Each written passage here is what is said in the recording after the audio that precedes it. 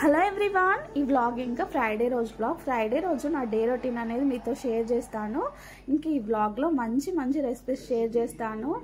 ఇంకా ఎక్కడ స్కిప్ చేయకుండా చూడండి. ఇంక ఈ రెసిపీస్ అన్నీ ట్రై చేయండి, చాలా బాగుంటాయి. ఇంకా వ్లాగ్ నచ్చితే లైక్ చేయండి, షేర్ చేయండి అండ్ సబ్స్క్రైబ్ చేసుకోవడం మాత్రం మర్చిపోవద్దు. ఫస్ట్ అయితే బ్రేక్ఫాస్ట్ నుంచి చెప్తాను. బ్రేక్ఫాస్ట్కి ఈరోజు స్పైసీ పల్లి టమాటో చట్నీ అయితే చేస్తున్నాను. స్పైసీగా ఏదైనా తినాలనిపిస్తుంది చూడండి, అప్పుడు ఈ చట్నీ చేసుకోండి, చాలా బాగుంటుంది. ఇంకెట్లా చేయాలో చూపిస్తాను. ఫస్ట్ ఒక బాండి పెట్టేసి కొంచెం ఆయిల్ వేసేసి 1 కప్ దాకా పల్లీలు వేసి కొంచెం రోస్ట్ చేసుకోవాలి. కొంచెం ఫ్రై అయిన తర్వాత పక్కకు తీసేసుకొని అదే బాండీలో కొంచెం ఆయిల్ వేసేసి జీలకర్ర వేయాలి. జీలకర్ర కొంచెం ఫ్రై అయిన తర్వాత స్పైసీ అన్నా కదా, అందుకోసమే ఎండుమిర్చి వేయాలి. ఎండుమిర్చి అనేది ఎక్కువగానే వేయాలి. ఈ చట్నీ మాత్రం స్పైసీగా ఉంటుంది, బాగుంటుంది టేస్ట్. ఇంకా అన్నిటికీ బ్యాలెన్స్ అయ్యి చాలా బాగుంటుంది. తర్వాత ఎండుమిర్చి వేసిన తర్వాత ఆనియన్స్ వేయాలి. ఈ టైంలో ఎండుమిర్చి మారుతున్నట్టు అనిపించింది, అందుకే పక్కకు తీసేసిన. తర్వాత ఆనియన్స్ కొంచెం ఫ్రై అయిన తర్వాత వెల్లుల్లి టమాటో కూడా వేసుకొని ఇవన్నీ పూర్తిగా మగ్గేదాకా ఫ్రై చేసుకొని ఇట్లా పక్కకు తీసుకొని మిక్సీ జార్లో చల్లారిన తర్వాత మిక్సీ పట్టుకొని, ఇంకా చట్నీ అంటే ఖచ్చితంగా పోపు చేయాలి కదా, పోపు చేస్తే ఇంకా ఎక్స్ట్రా టేస్ట్ యాడ్ అవుతుంది అనమాట. ఇంకా ఒక గిన్నె పెట్టేసి ఆయిల్ వేసేసి ఆవాలు జీలకర్ర మినపప్పు వేసి అవి ఫ్రై అయిన తర్వాత కరివేపాకు కొన్ని ఎండుమిర్చి వేసినాము అంటే పోపు రెడీ అయిపోతుంది. ఈ పోపుని చట్నీలో వేసారంటే స్పైసీ పల్లి టమాటో చట్నీ రెడీ అయిపోతుంది. దోశలకైతే అద్దుస్తుంటుందండి, అన్నంలోకి కూడా బాగుంది. ఇంకా ఆ రోజు మేము అన్నంలోకి కూడా తిన్నాము, చాలా బాగుంటుంది అన్నంలోకి కూడా. ఖచ్చితంగా ఈ రెసిపీని ట్రై చేయండి.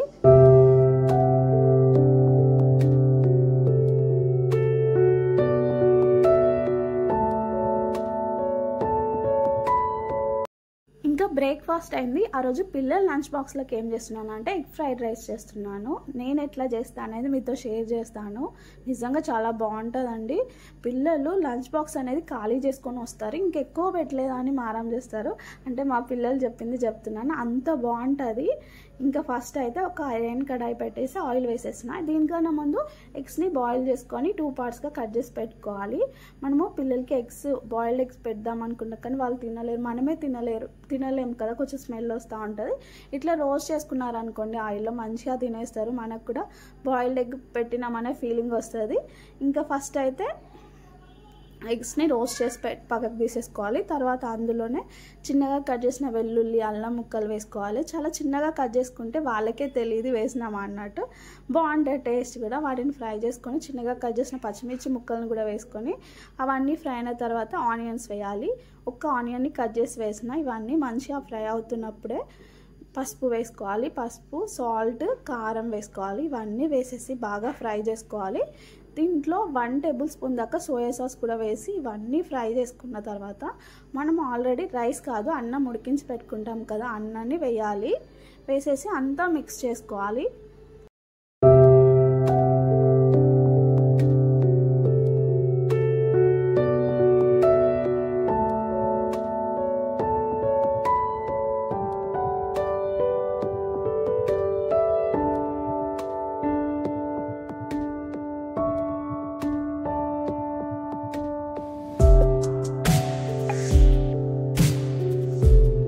అన్నాన్ని వేసిన తర్వాత మొత్తం అంతా మిక్స్ చేసుకొని ఒక 10 మినిట్స్ దాకా ఫ్రై చేసుకోవాలి. ఇక్కడ సాల్ట్ ఏమైనా పడితే వేసుకోవచ్చు. ఇందులోనే మనం రోస్ట్ చేసి పెట్టుకున్న ఎగ్స్ని కూడా వేసేసి మొత్తం అంతా మిక్స్ చేసుకోవాలి. ఇందులో కొంచెం అంతా మసాలా వేసిన. ఇవంతా ఫ్రై చేసుకున్న తర్వాత ఫైనల్గా కొత్తిమీర వేసుకున్నారంటే ఎగ్ ఫ్రైడ్ రైస్ రెడీ. సింపుల్గా క్విక్గా అయిపోతుంది. అట్లే టేస్ట్ అయితే చాలా అంటే చాలా బాగుంటుంది. మామూలుగా ఎగ్ ఫ్రైడ్ రైస్ అంటే మనము పగలగొట్టి అట్లా చేస్తాం కదా, ఇట్లా చేసి చూడండి, పిల్లలు చాలా ఇష్టంగా తినేస్తారు. మీకు కూడా తొందరగా అయిపోతుంది లంచ్ బాక్స్కి. ఇంక ఇంతే, ఇది పిల్లల లంచ్ బాక్స్కి ఈ ఎగ్ ఫ్రైడ్ రైస్ అయితే చేసిన. ఇంకా వాళ్ళైతే వెళ్ళిపోయినారు. తర్వాత ఇంకా నేను ఫ్రెష్ అప్ వచ్చి అయితే పూజ చేసుకుంటున్నాను. ఇంకా ఆ రోజు ఫ్రైడే కదా.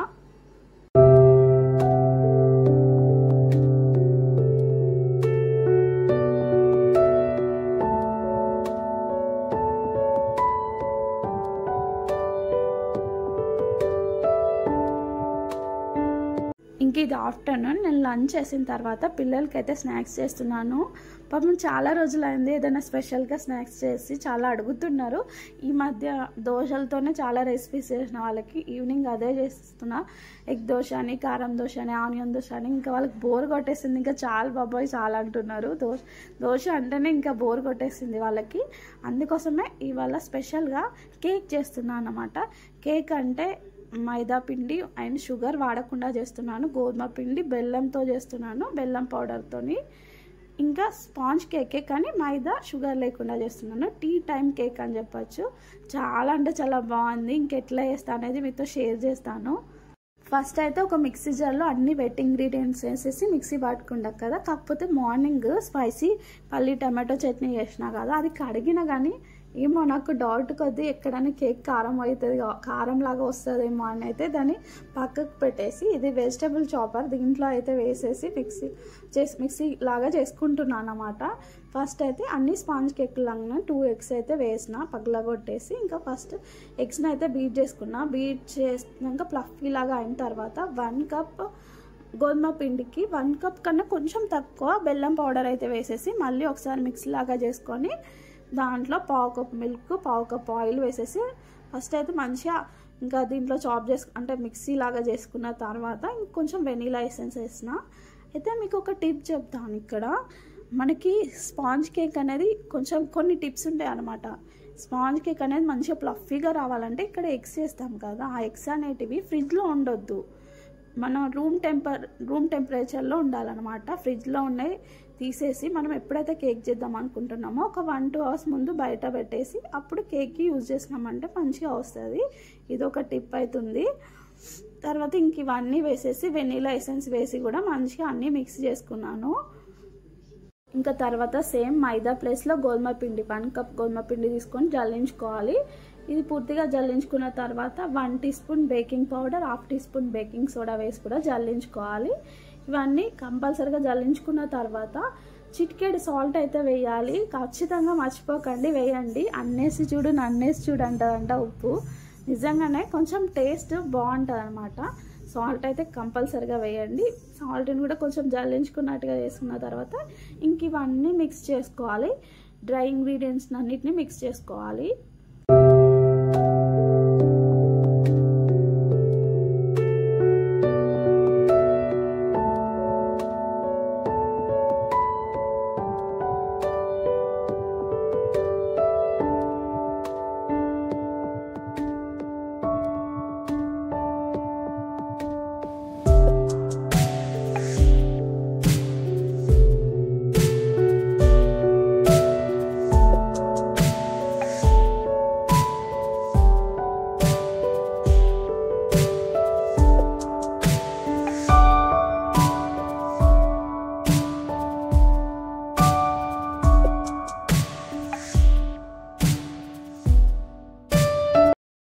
ఇంకా అన్నీ జల్లించుకున్న తర్వాత మనం మిక్స్ చేసుకున్న వెట్ ఇంగ్రీడియంట్స్ని ఇందులో వేసేసి ఇంకా తెలుసు కదా కట్ అండ్ ఫోల్డ్ మెథడ్లో ఒకటే యాంగిల్లో కలుపుకోవాలి. ఇట్లా కొద్దిగా వేసుకుంటూ ఒకటే యాంగిల్లో కలుపుకున్నామంటే కేక్ బ్యాటర్ అనేది రెడీ అయిపోతుంది. ఇంకా ఈ ప్రాసెస్ జరుగుతున్నప్పుడే మనము స్టవ్ మీద ఒక బాండీ పెట్టేసి స్టాండ్ పెట్టేసి ఇంకా ఫ్రీ హీట్ చేసుకోవాలన్నమాట. తర్వాత దీన్ని ఇంకా మనం ఏ గిన్నెలో బేక్ చేద్దాం అనుకుంటున్నో దాంట్లో ఆయిల్ గ్రీజ్ చేసేసుకొని మైదా పిండితో డస్టింగ్ చేసుకొని దాంట్లో వేసేసి ఇంకా దాంట్లో పెట్టేసి స్టవ్ మీద పెట్టేసినామంటే ఒక 45 minutesలో అయితే కేక్ రెడీ అయిపోతుంది.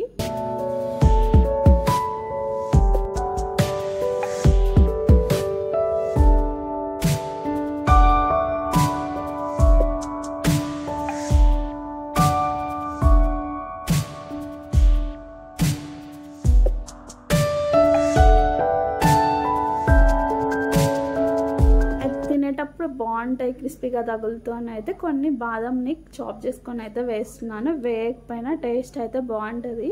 నిజం చెప్తున్నా, అసలు మైదాతో పని ఏముంది కేక్లో అనిపించింది తెలుసా. నిజంగా సేమ్ టు సేమ్ టేస్ట్ అయితే కొంచెం ఆస్మాన్ ఫరక్ కూడా లేదు, అంత బాగుంది. టేస్ట్ అయితే చాలా బాగుంది. అసలు మైదాతోనే కేక్ చేయాల్సిన అవసరమే లేదు, గోధుమ పిండితో కూడా చాలా పర్ఫెక్ట్గా వచ్చింది. ఇంకా షుగర్ కూడా అవసరం లేదు, బెల్లం పౌడర్తో అసలు బెల్లం వేసినట్టుగానే లేదు, స్వీట్గా ఉంది, చాలా బాగుంది. పిల్లలు కూడా తినేస్తున్నారు చాలా ఇష్టంగా. ఇంకా మనము పిల్లలకి బెల్లం పెట్టడం కూడా మంచిదే కదా, ఇంకా అట్లా చాలా బాగుంది టేస్ట్ అయితే. చూసారా ఫైనల్గా ఎంత ఫ్లఫీగా వచ్చిందో చూస్తేనే అర్థమైపోతుంది, లుక్ చూస్తే. ఇంకా పర్ఫెక్ట్గా బేక్ అయిపోయింది. ఇది కొంచెం కూల్ అయిన తర్వాత ఇంకా డిమాల్ చేసుకున్నామంటే కేక్ అనేది రెడీ అయిపోతుంది.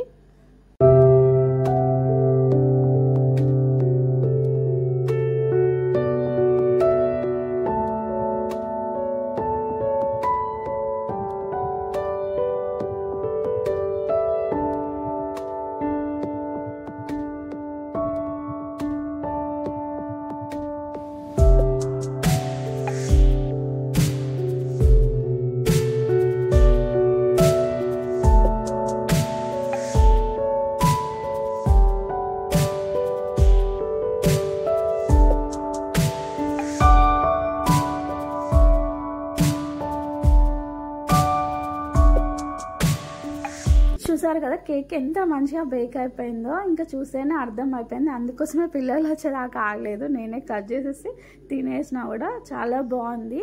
అయితే కింద కొంచెం మాడినట్టుగా కనిపిస్తుంది కానీ నేను కేక్ పెట్టేసి పడుకున్నా, ఆల్రెడీ ఎప్పుడో రెడీ అయిపోయింది, అందువల్ల కొంచెం కింద నల్లగా అయిపోయింది అంతే. కాకపోతే టేస్ట్ అయితే ఏం చేంజ్ కాలేదు, చాలా అంటే చాలా బాగుంది. ఇంక ఇప్పటి నుంచి పిల్లలు కేక్ అడిగితే హ్యాపీగా చేసేయచ్చు, ఇంకా మైదాతో పని లేదన్నమాట. సో ఇంకా ఇంతే, పిల్లలు కూడా ఇచ్చేసిన, చాలా ఇష్టంగా తినేసినారు ఈవినింగ్.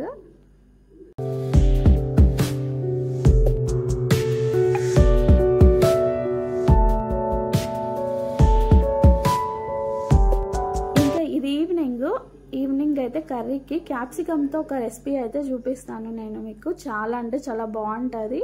ఇంకా ఎట్లా చేయాలనేది షేర్ చేస్తాను. ఫస్ట్ ఒక చిన్న గిన్నె పెట్టేసుకొని 1 కప్ దాకా పల్లీలు వేసుకొని డ్రై రోస్ట్ చేసుకోవాలి.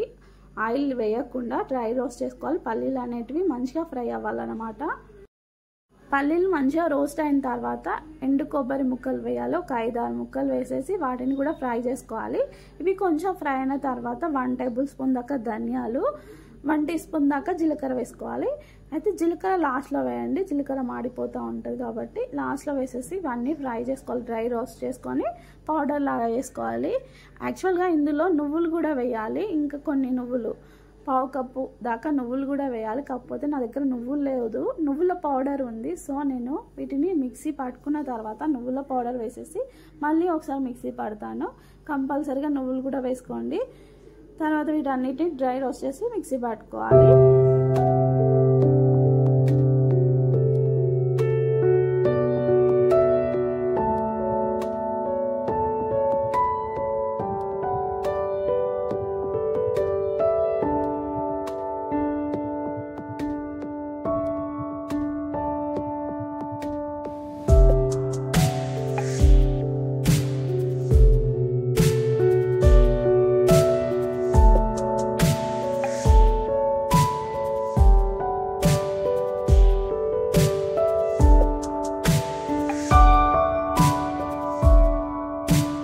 తర్వాత వాటన్నిటిని మిక్సీ పట్టుకున్న తర్వాత అదే బాండిల్లో 1 టీ స్పూన్ దాకా ఆయిల్ వేసేసి ఒక 3 ఆనియన్స్ని కట్ చేసి వేసుకున్నాను. ఆనియన్స్ని వేసేసి ఆనియన్స్ని మంచిగా ఫ్రై చేసుకోవాలి.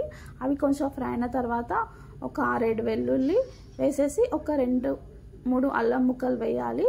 అవి కూడా ఫ్రై అయిన తర్వాత ఒక టమాటో, పెద్దది అయితే 1, చిన్నవి అయితే 2 వేసేసి వీటన్నిటిని ఫ్రై చేసుకోవాలి. ఇవి మంచిగా మగ్గాలంటే కొంచెం సాల్ట్ వేసిన ఇవన్నీ పూర్తిగా మగ్గించుకోవాలి. ఇట్లా ఫ్రై చేసుకొని వీటిని కూడా మిక్సీ చేసుకోవాలి. ఈ రెండింటిని మిక్సీ చేసుకోవాలి. ఫస్ట్ ఆ పౌడర్, తర్వాత ఈ టమాటో ఆనియన్స్ పేస్ట్, వీటన్నిటిని పేస్ట్ చేసుకోవాలి.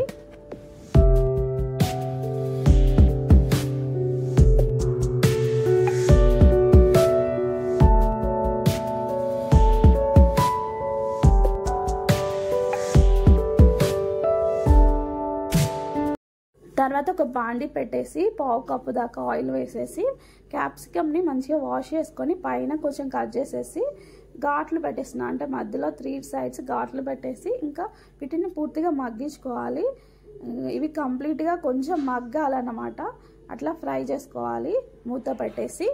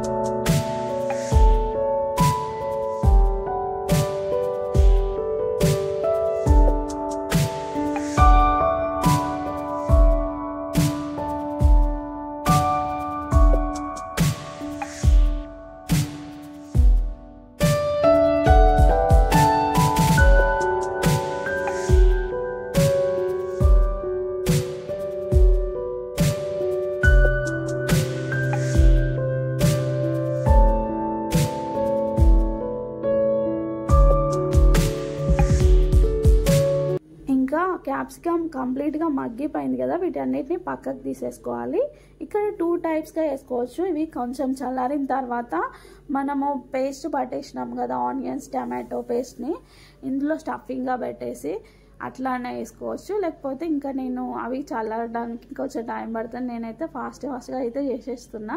సో అట్లయినా చేయొచ్చు, ఇట్లయినా చేయొచ్చు. ఫస్ట్ ఆయిల్ వేసేసి ఇంక ఇందులో కొన్ని స్పైసెస్ వేసుకోవాలి. లవంగాలు, దాల్చిన చెక్క, ఇలాచి, సాజీరా వేసుకొని అవి కొంచెం ఫ్రై అయిన తర్వాత మనం మిక్సీ పట్టుకున్న ఆనియన్ టమాటో పేస్ట్ వేయాలి.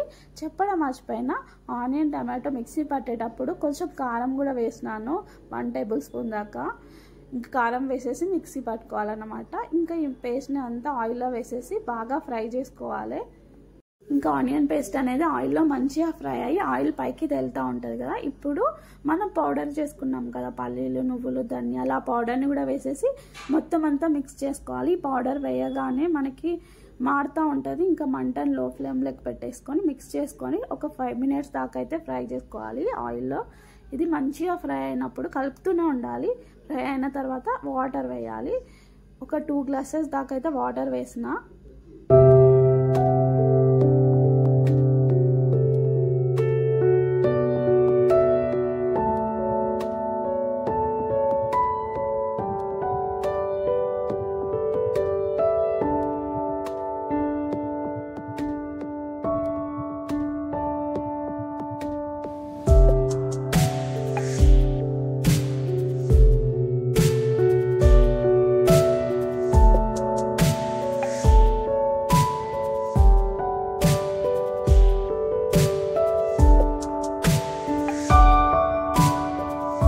ఇంకా వాటర్ వేసిన తర్వాత మొత్తం అంతా మిక్స్ చేసుకొని ఇక్కడ కారం, ఉప్పు ఏమన్నా పడితే అడ్జస్ట్ చేసుకోవచ్చు. ఇంకా అంతా మిక్స్ చేసుకొని మనం ఫ్రై చేసుకున్న క్యాప్సికమ్ని కూడా వేసేసి మొత్తం అంతా మిక్స్ చేసేసి ఒక 15 మినిట్స్ దాకా అయితే ఉడికించుకోవాలి. క్యాప్సికమ్ అనేది మెత్తగా అవ్వాలి, అప్పటిదాకా ఉడికించుకోవాలి మూత పెట్టేసి. ఇంకా ఏంటంటే మధ్యలో కలుపుతూ ఉండాలి. మంటను కూడా మీడియం ఫ్లేమ్లో ఉంచేసి కలుపుతూ ఉండాలి. ఎందుకంటే మనం అన్ని పేస్ట్లు వేసాం కదా, ఆనియన్ పేస్ట్, ఇవన్నీ కింద అడుగంటుతూ ఉంటాయి. సో కలుపుతూ ఉండాలి మధ్యలో చూసుకుంటూ. ఇంక గ్రేవీ అనేది చిక్కబడాలి, గ్రేవీ లాగా అవ్వాలి, అప్పటిదాకా అయితే ఉడికించుకోవాలి. ఇంకా ఫైనల్గా కొత్తిమీర వేసినారంటే tasty capsicum masala curry ready అయిపోతుంది. ఎంత బాగుంది తెలుసా, చాలా బాగుంది. పిల్లలు అయితే ఇష్టంగా తినేసినారు, అందరం చాలా ఇష్టంగా తినేసినాము. డిన్నర్ అనేది చాలా బాగుంది. ఇంకా మీరు కూడా ఈ రెసిపీని ట్రై చేయండి. ఇక్కడితో ఈ వ్లాగ్ అనేది ఎండ్ చేస్తున్నాను. నేను మార్నింగ్ నుంచి బ్రేక్ఫాస్ట్ నుంచి డిన్నర్ వరకు చూపించిన రెసిపీస్ అన్నీ మీకు నచ్చినట్లయితే లైక్ చేయండి, షేర్ చేయండి అండ్ సబ్స్క్రైబ్ చేసుకోవడం మాత్రం మర్చిపోవద్దు. మరొక వ్లాగ్తో మేము ముందుకు వస్తాను. అంతవరకు బాయ్.